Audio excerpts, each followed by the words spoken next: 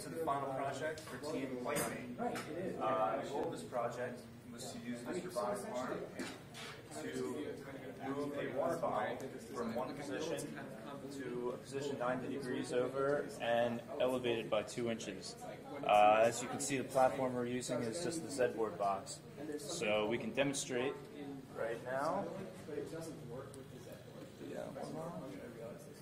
And then I spent like an entire 30 or 40 minutes here just trying to figure out what a decent way to build what we feel like the one use. And we can also demonstrate the repeatability of this process. So I built the multiplexer out of these, and making sense of the logic, at least as far as I can. So as you can see, just like on an assembly line, this process is infinitely repeatable. So we have we were using the Z-board embedded device here. This is the computer. We use FPGA programming in order to get that set up there. I don't know why and the control ports for the servos here are hooked into the JA input ports on the Z-board device. And then all the servos are hooked up so they can be actuated off the control device. Here you can see the top level for our Simulink design. We have our button debouncer hooked up into our enable button here, which in turn goes into a count enabler, which goes and starts a system clock here. The clock on the Z board is 50 megahertz, so we determined that if we had a clock count to 50 million, that would correspond to 1 second of real time. So here you can see our compare to constant blocks, which feed into the select enables of each individual servo. We had each servo take 1 second to complete its task, with a total accumulation time of 7 seconds. Once the design reaches 7 seconds, it will reset the counter here and reset all counters in the PWM generation here so that the servo will be reset to its initial position and can perform the action again. Within this, you can see we have an organizational structure.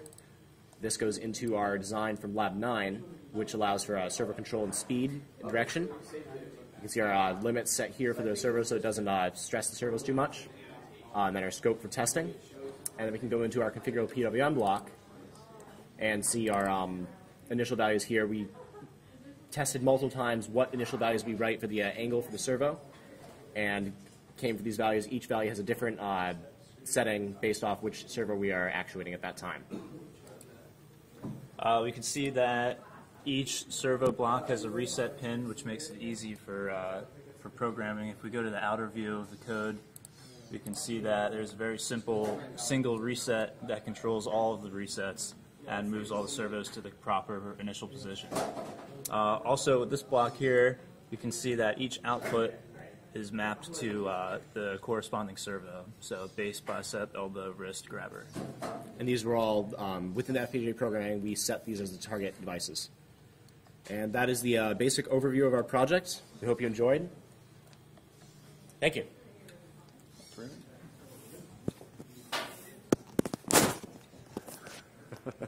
I'm Dr. Marmong and I approve this video. Awesome. So now I'm going to talk about the problems we came into contact with while working on this. While working on the lab, there were various FPGA programming issues. We generally mitigated those by utilizing a different Z board. There were dip switches settings that were just messed up in general, and that took a lot of time to figure out, but after some research and everything like that, we managed to figure out those issues. Additionally, one major issue we came into contact with was the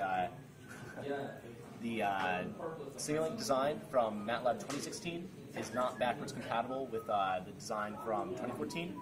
So if we attempted to use a 2016 version on the 2014, the bit stream generation would fail with a very strange error that eventually, again, after talking to professors, we realized that this was an issue, but that took a considerable amount of time to remedy as well. Those are the two main issues we came into issue with, but yeah, other than that, we managed to make everything work out, and the project succeeded.